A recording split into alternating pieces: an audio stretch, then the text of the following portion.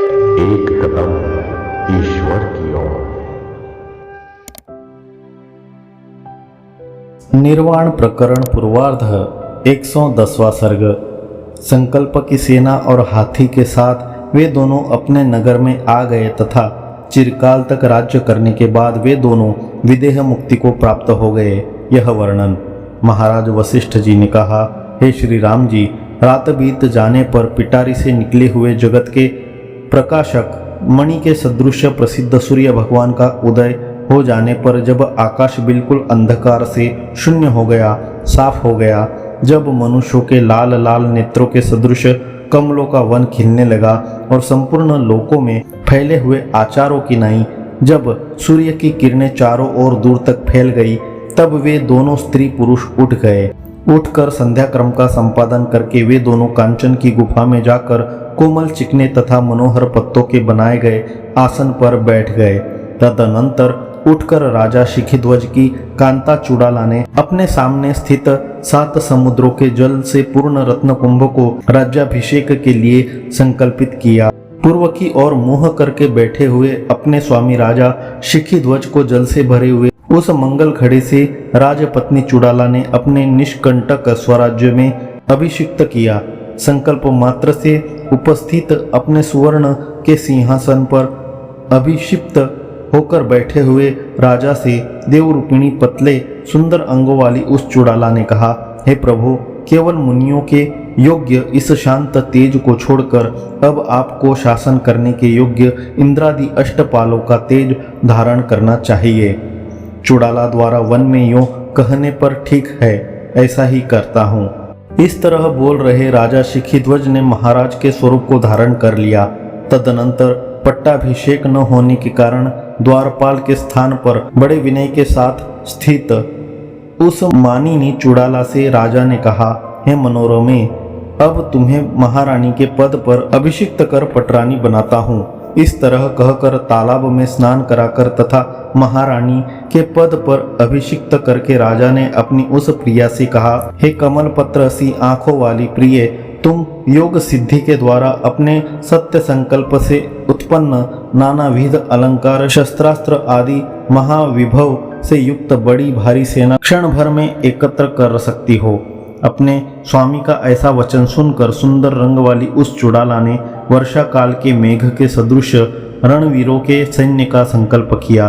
तदनंतर उन दोनों ने वह सेना देखी जो हाथी घोड़ों से व्याप्त थी, जिसने पताकाओं से आकाश को भर दिया था और जिसने सारे जंगलों को अवकाश से शून्य बना दिया था, जिसके तुरही आदि के शब्दों से पर्वत की गुफाएं तथा गहन कोटर प्रतिध्वनि कर रहे थे और मस्तक के रत्नों के महाप्रकाश से अंधकार के समूह को जिसने चूर्ण चूर्ण बना दिया था। राजाओं के बनाए गए अनेक समूहों से युक्त उस सेना में, जिसके मदगंध को दूसरे हाथी नहीं सह सकते, ऐसे एक सुंदर मदगंध वाले हाथी के ऊपर वे राज दंपत्ति, वे राजा और रानी सवार हुए।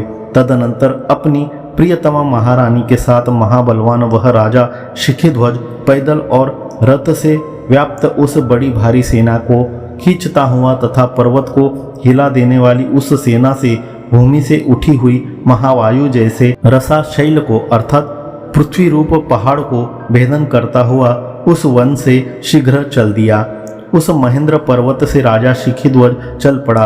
रास्ते में पर्वतों, अनेक देशों, नदियों और जंगलों के साथ साथ अनेक गांवों को देख रहे तथा राज्य परित्याग कर अपने नगर से बाहर निकलते पर तत्त देशवासियों के साथ जो जो घटनाएं जहां पर अपने ऊपर घटी थी, उन्हें अपनी प्रिया को दिखला रहे राजा शिखिध्वज ने थोड़े ही समय में स्वर्ग सी सुंदर अपनी नगरी में प्रवेश किया। वहां उसके सम्मानित उन सामंतों अर्थात सरदारों ने जय शब्द से उसके आगमन को जाना और जानते ही वे उत्कंठित चित्त होकर उसकी अगवानी के लिए नगर से शीघ्र बाहर निकल आए। नगाड़े आदि की उन्नत ध्वनि से युक्त तथा एक दूसरे में मिल गई उन दोनों सेनाओं के साथ वह राजा शिखिध्वज अपने नगर में प्रविष्ट हुआ। नगर की स्त्रियों द्वारा जिसके ऊपर लाजंजलियों और पुष्पांजलियों से वृष्टि की गई थी। ऐसे उस राजा ने व्यापारियों के मार्ग को, जो उत्तरोत्तर अत्यंत रमणीय था, देखते हुए अपने राजमहल में जो छोटी छोटी पताकाओं तथा ध्वजाओं से खूब सजाया गया था, मोतियों के तोरणों से मनोहर था, जहाँ पर स्त्रियां नृत्य और गान कर रही थी, जो अपने स्थान पर कैलाश पर्वत की नई उन्नत था, प्रवेश कर उसने लोकशास्त्र प्रसिद्ध दही, दुर्वा, अक्षत, शंख, वीणा, छत्र, चंवर आदि राजा के योग्य मांगलिक तत्त वस्तुओं से युक्त विनीत अपने अमात्य आदि प्रकृति समूह का भली भांति सम्मान किया। 7 दिन तक नगर में खूब उत्तम उत्सव करके अपने अंतःपुर में राजा ने अपने राजकार्यों का संपादन किया। हे श्री राम जी, इस पृथ्वी तल के ऊपर 10,000 वर्षों तक चुड़ाला के साथ राज्य करके वह राजा शिखध्वज इस देह धारण से विरत हो गया। हे श्री रामचंद्र जी, इस शरीर का त्याग कर फिर जन्म न लेने के लिए तेल रहित दीपक की नाई वह महामती राजा शिखध्वज निर्वाण को अर्थात कैवल्य मुक्ति को प्राप्त हो गया।